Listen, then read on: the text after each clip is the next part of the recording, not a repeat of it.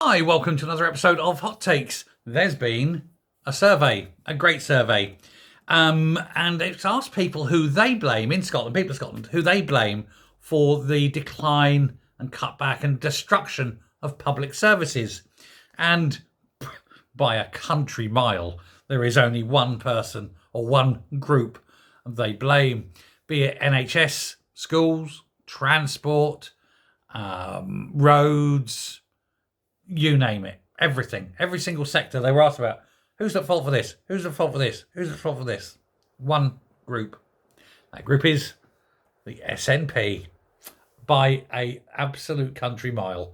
They are the most to blame for every single public service going. They don't blame it on Westminster. They don't blame it on Brexit. They don't blame it on anything other than the sheer inability of John Swinney and leaders past for 18 years, and they've screwed up royally in every single area. Survey by Ipsos Mori, which is the polling people of choice for the for the SNP. They're the ones that earn about 5 million a year off the Scottish government, and they're expected to come up with pro-government survey results. Well, if even they can't manage it, you know it's probably in reality far worse. But nobody is happy. Scottish people are the most pessimistic of the four home countries of Britain. I don't want to get into stereotypes, but that doesn't surprise me. You know, I think the term dour is genuine. We all know it.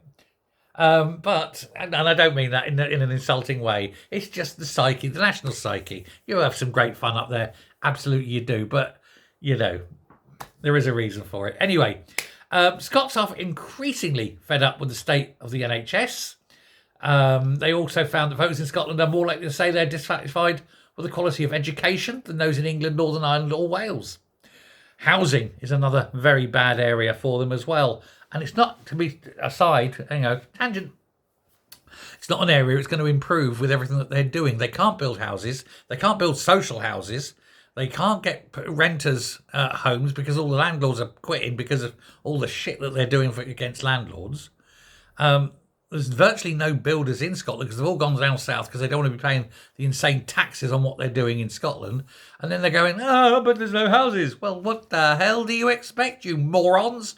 Look to your finance minister. Look at her IQ. Look in her eyes.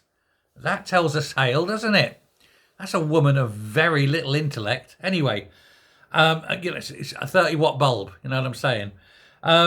But everywhere else, transport, especially roads and ferries, you name it, 62%, nearly 2/3 of people in Scotland directly blame the SNP.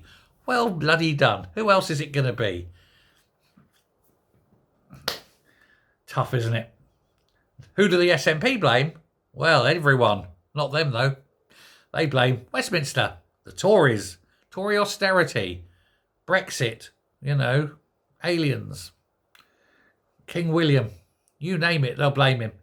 There we go. Emily Gray, Managing Director of Ipsos, said the old adage that not all politics is local is one that the First Minister John Swinney and his party would do to heed.